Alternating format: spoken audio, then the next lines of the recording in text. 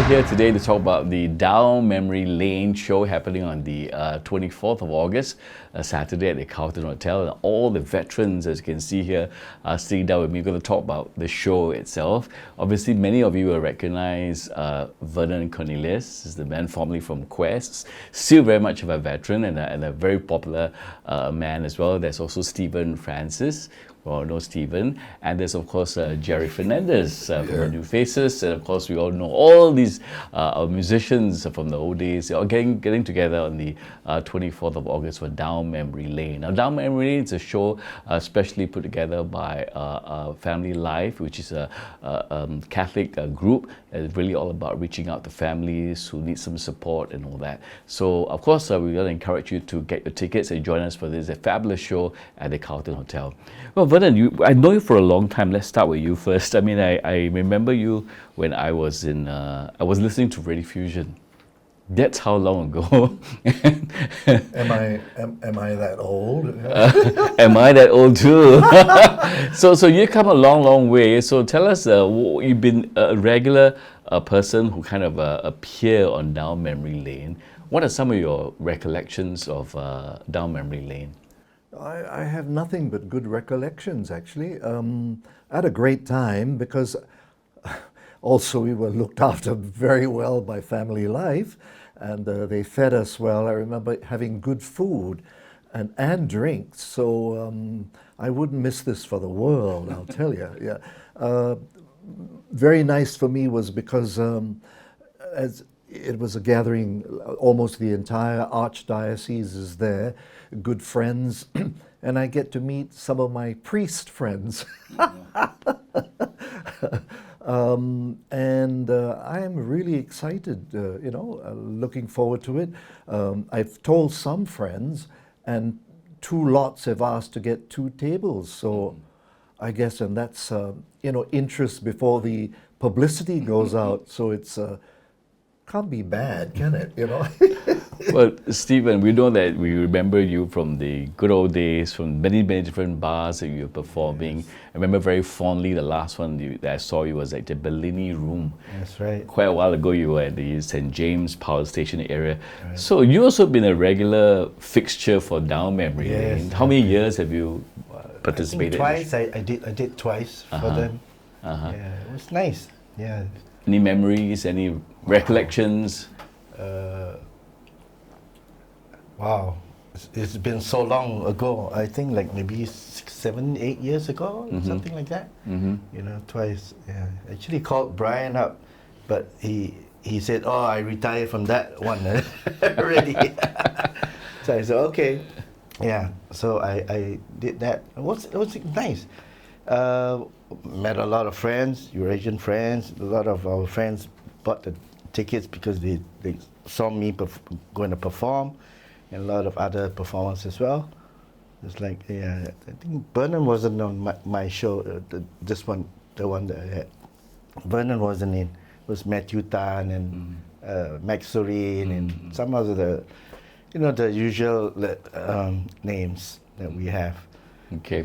Well, Jerry Fernandez, you also a regular guest on the show.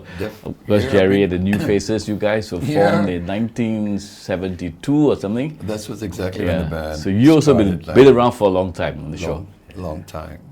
It was nice being on the show, Down Memory Lane. I think, including this will be the 3rd time. Brian called me up of that. And normally Brian is calling us, say, come, let's do this, I have no hesitation because I work within the church context, and to help out this organization, it's so important. I know a little bit of this. So coming down for this, definitely is a beautiful thing. What happened at the point of time of celebration, bands going on, fantastic, bonding with friends. And I heard Boy playing piano for the first set, singing at Orchid Country Club. Oh yeah, that's the one. Yeah, that's right. Oh, you remember that? Huh? That was how long ago? Oh, years back. Years back, right? Yeah. Years back, and Boy was the early starter for the day.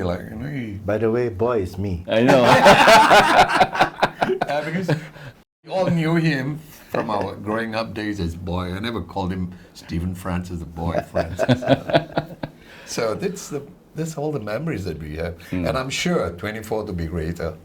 It's going to be good. Yeah, definitely. Definitely it's going to be good, Lana. And those who are listening to us, get your tables as soon as possible. Yeah. You may regret. 'Cause we don't know how long we can go on stage Exactly, anymore. exactly. That's true. And you want to get tickets, obviously, the tickets are available at 3 different price range, 3 different pricing, 25,000 for per table, and also 15,000 and 8,000. And of course, each table sits 10 packs for this dinner. It's at the Carlton Hotel, 24th of August. And I know in Dark Memory Lane, we always kind of flashback music. You know, we always play older music and obviously try to recall memories and all that. What's so special about the vintage music, the oldies that always so appeal to the people in the streets and the masses? It's the emotion of the times, you know. We lived in that environment, and the music was always around us in many ways, not just rediffusion, radio. There were a lot of concerts, subsequently tea dances, and morning show at Capitol and Odeon theaters, Sunday morning 9 a.m. Thank you.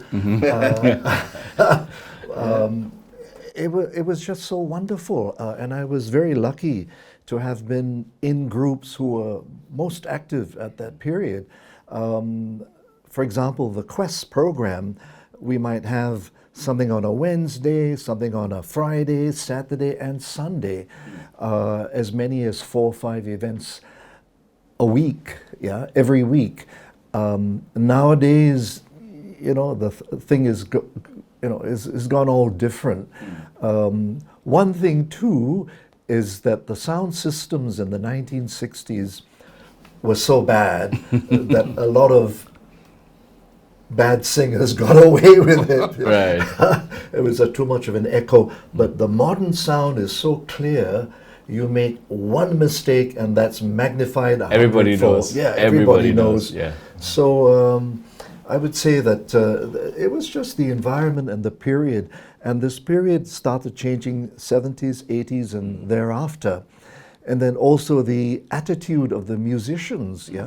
Back then, musicians played to please. They wanted to communicate with the audience. They wanted a rapport. They wanted you to talk to them, respond,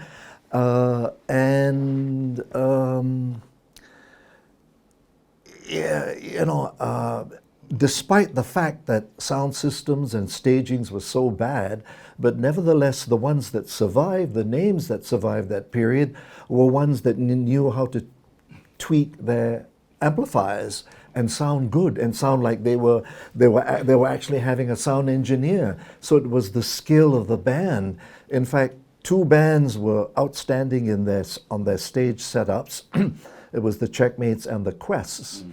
They just knew how to tune things. And the other exciting thing was at the National Theatre, initially there was a revolving stage, and it was very exciting at that time because they would prepare 3 bands, and after one band finishes, the stage would revolve. It was very, very exciting because, you know, that developed this suspense, and it whet people's appetites for seeing the final thing, you know.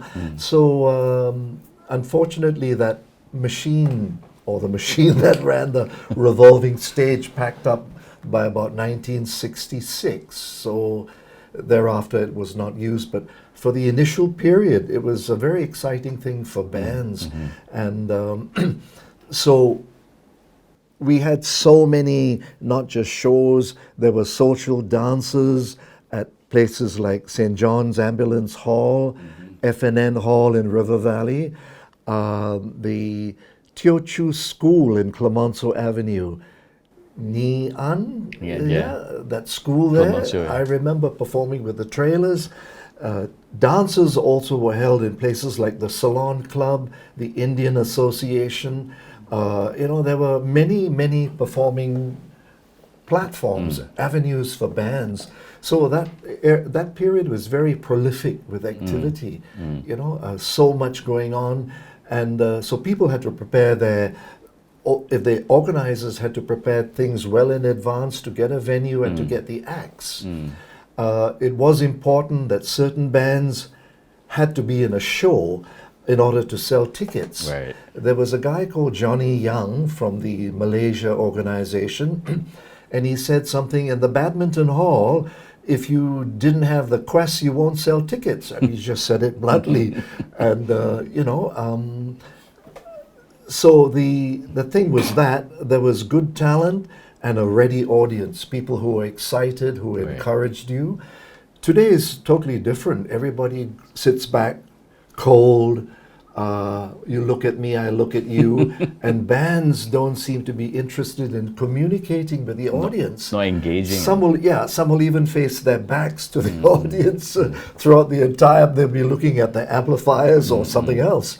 So it was a totally different attitude. Maybe that's the right word.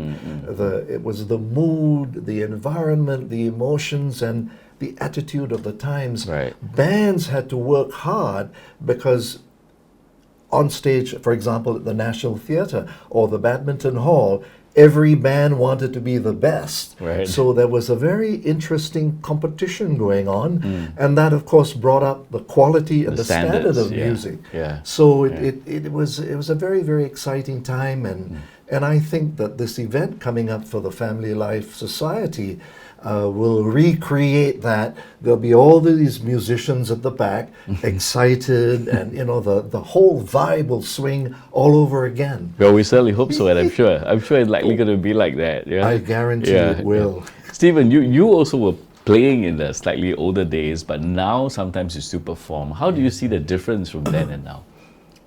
I think Vernon said it all. You know. Sorry. Excuse me. And of course, Vernon started way before I did. Right. You know, though I started in the early 70s when I was like a little boy. You know, same thing. You know, those days, you're right. You know, we all so connected with the audience when we perform.